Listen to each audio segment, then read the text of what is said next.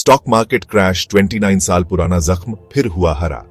कंपनियों के कमजोर तिमाही नतीजे, यूएस टैरिफ को लेकर बनी अनिश्चितता और विदेशी निवेशकों के द्वारा की जा रही निकासी ने निफ्टी को सितंबर तिमाही के उच्चतम स्तर से 15% नीचे ढकेल दिया है। शेयर बाजार इस समय गिरावट के दर्द से कराह रहा है। निफ्टी 50 लगातार 5वें महीने गिरावट के साथ बंद हुआ।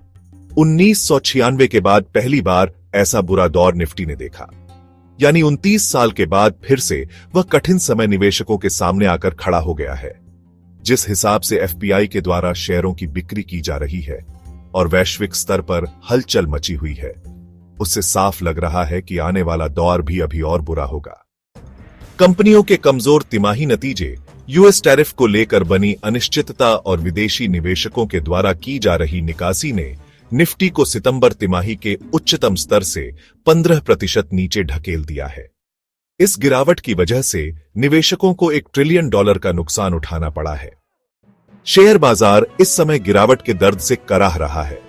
निफ्टी 50 लगातार 5वें महीने गिरावट के साथ बंद हुआ। 1996 के बाद पहली बार ऐसा बुरा दौर निफ्टी ने देखा, यानी 29 साल के बाद फिर से वह कठिन समय निवेशकों के सामने आकर खड़ा हो गया है।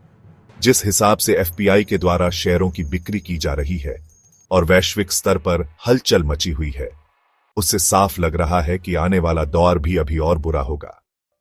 कंपनियों के कमजोर तिमाही नतीजे, यूएस टैरिफ को लेकर बनी अनिश्चितता और विदेशी निवेशकों के द्वारा की जा रही निकासी ने निफ्टी को सितंबर तिमाही के उच्चतम स्तर 15% नीचे ढकेल दिया है। इस गिरावट की वजह से निवेशकों को $1 ट्रिलियन का नुकसान उठाना पड़ा है।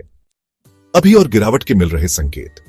$46 बिलियन के फंड को मैनेज कर रही एसेट कंपनी आदित्य बिरला सन लाइफ एसेट मैनेजमेंट कंपनी के chief investment officer Mahesh Patil कहते हैं, मौजूदा शेयर मार्केट में अमेरिका के टैरिफ को लेकर अनिश्चितता का दौर बना हुआ है, जिसकी वजह से अभी भारतीय स्टॉक मार्केट और संघर्ष करता हुआ नजर आ सकता है।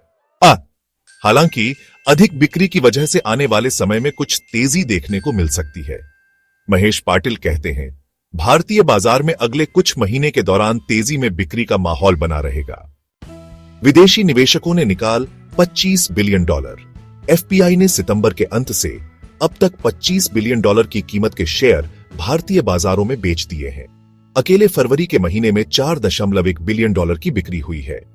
इस बिक्री के दौरान घरेलू निवेशकों ने खूब खरीदारी की है, लेकिन उनके लिए चिंता की बात यह है कि घरेलू स्तर पर पैसे के बहाव पर असर पड़ा है।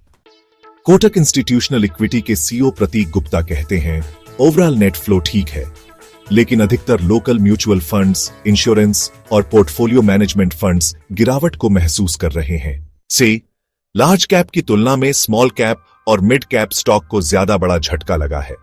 अकेले फरवरी के महीने में निफ्टी स्मॉल कैप 100 और मिड कैप 100 में क्रमशः 13.2% और 11.3% की गिरावट देखने को मिली है।